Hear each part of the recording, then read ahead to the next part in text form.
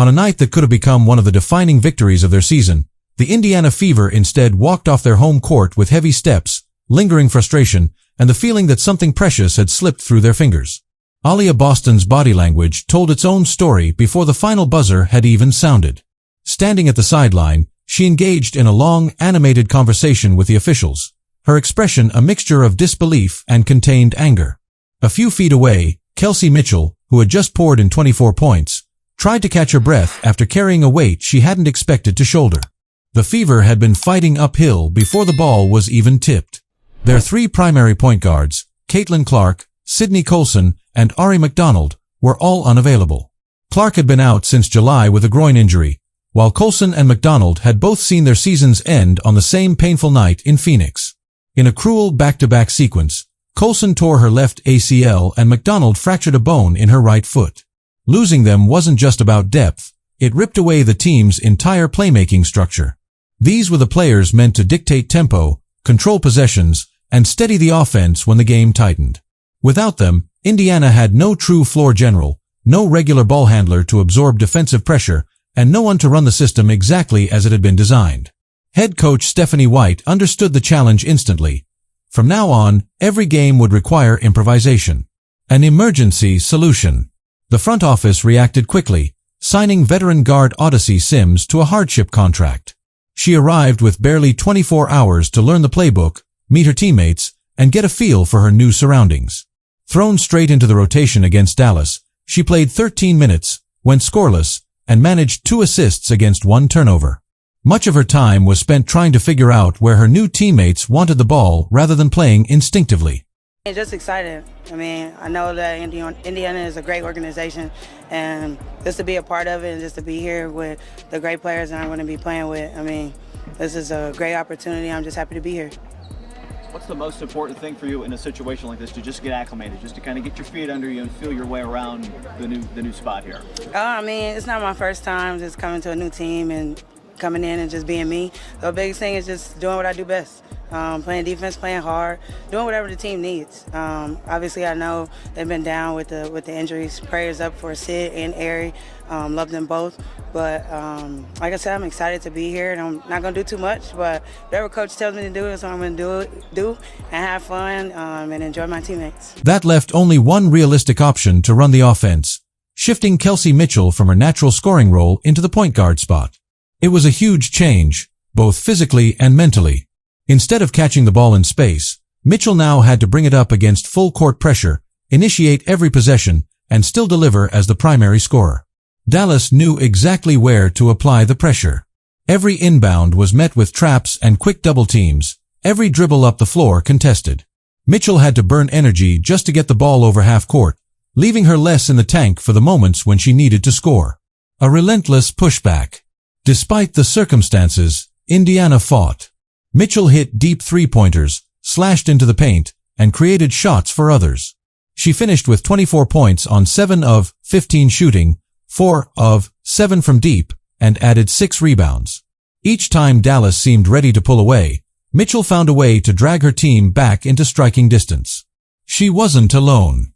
Sophie Cunningham brought her trademark edge, knocking down 14 points while diving for loose balls and jawing with opponents.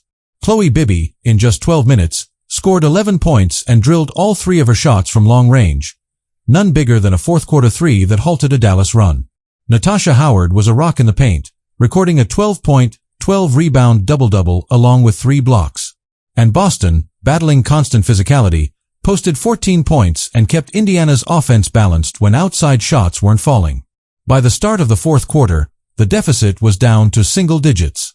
The Fever fed off their home crowd, defending with more intensity and finally stringing together clean possessions.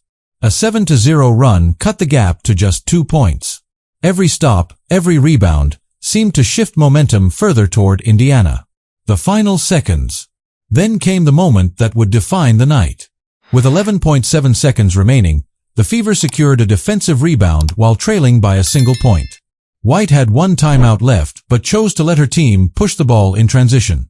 Mitchell brought it up, drove into a crowded lane, and took a tough, contested jumper. The shot missed. Dallas grabbed the rebound. Only then, at 1.7 seconds, did White call her final timeout. It was too late to run a meaningful final play. Afterward, White didn't hide from the decision. I probably should have used it at the 3-second mark instead of a little bit later. In a game of such fine margins, that hesitation was costly. Officiating under the microscope. Tactical choices weren't the only post-game talking point. The officiating had the Fever furious. One key sequence came in the fourth quarter. Fighting for position under the rim, Boston had her arm clamped by a Dallas defender. Instead of calling the foul on Dallas, the officials whistled Boston for an offensive foul. White immediately challenged, but the call stood after review, leaving even broadcaster Rebecca Lobo openly surprised. There were other inconsistencies. Sophie Cunningham was called for a flagrant foul on a closeout after review, even though Dallas guard Paige Buchers had committed a nearly identical play earlier in the game that was judged differently. Later, Mitchell absorbed similar contact on a jumper without any whistle at all. White summed up her frustration plainly. Kelsey gets held or chucked on every possession and never gets a call. Aliyah is the worst officiated post player in the league. If it's going to be physical, let it be physical both ways. If you're going to call the holds and chucks, call them both ways. Tempers flare. The emotional toll was visible. Cunningham let out a clear expletive after being shoved by Buchers, later apologizing but standing by her point. Caitlin Clark, watching from the bench, clapped pointedly in the direction of an official after the final buzzer. At one point late in the game, Boston had to be calmed by Clark during an exchange between White and a referee. Boston's post-game comments were brief but telling, "We need better focus."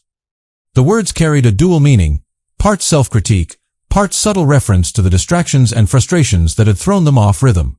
The stakes. The loss stung even more because of the opponent. Dallas sits in the league's bottom tier, more focused on the draft than the playoffs. Indiana, meanwhile, needed the win to solidify its place in the postseason race. Instead, the Fever dropped to 6th in the standings, tightening an already crowded playoff picture with only a handful of games remaining. While some voices have called for White's job in the wake of the loss, it's worth remembering the context. She has navigated a roster ravaged by injuries while keeping her team competitive. The Fever have praised each other's resilience all season long, and they remain within playoff position despite being forced to reinvent their offense on the fly.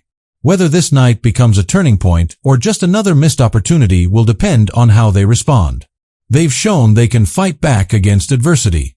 But in a league where late-game execution often decides everything, the margin for error is razor thin.